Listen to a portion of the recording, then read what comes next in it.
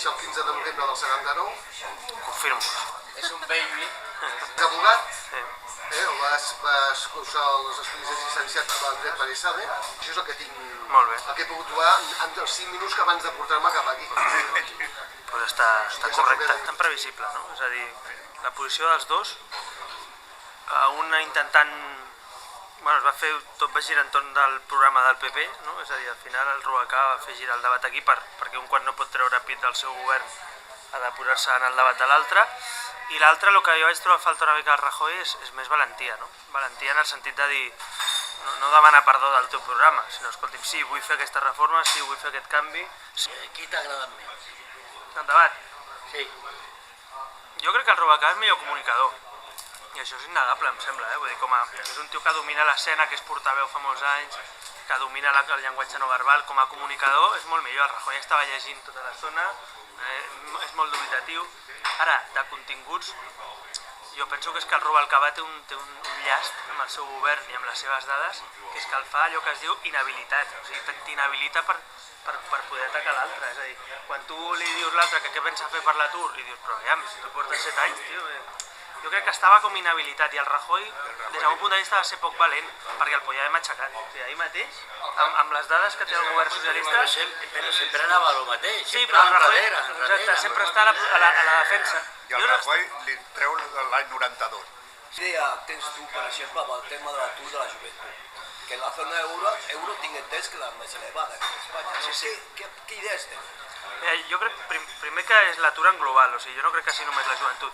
Però al final, jo com a persona jove penso, el que estava dient ara fa un mateix, per mi la millor política és aquella que em doni moltes ofertes de treball. I que tinguis, com altres països, moltes oportunitats. Que estic en una empresa, potser puc canviar una altra, potser puc prosperar. Llavors, quantes més empreses hi hagin obertes, més possibilitats tindré. Per tant, aquesta lluita d'empresari-treballador és absurda, perquè al final, si no hi ha empreses, no treballes. És que al final, llavors jo com a jove, que també, és veritat que un determinat perfil, que m'he format, que tal, jo el que m'agradaria tenir és moltes empreses de qualitat a Espanya a les que pugui treballar i no haver d'anar a l'estranger. I en aquest sentit nosaltres el que proposem és que les persones menors de 30 anys, en comptes de fer aquesta història de contractes basura permanents, el que has de fer és que a l'empresari no li costi res. És a dir, que els 2 primers anys que contractis un jove no tinguis costos de seguretat social. Treus un tio de la bossa de l'atur, deixes de pagar un subsidi, paga l'empresari i a sobre cotitza la seguretat social i incrementes la bossa. Tu comences el contracte i segons la teva antiguitat va creixent la penalització per l'acomiadament. És a dir, jo entro amb 30 anys d'una empresa, els primers 3 anys, acomiadament amb 15 dies. A partir de no sé què, 20 dies, a partir de no sé què, 25. És pelut, això, Clar, però és que... Però és que jo encara torno a la base. Per què? I el topall en 33 No dies. soc treballadora, el treball que estàs dient, cuidado, I a més...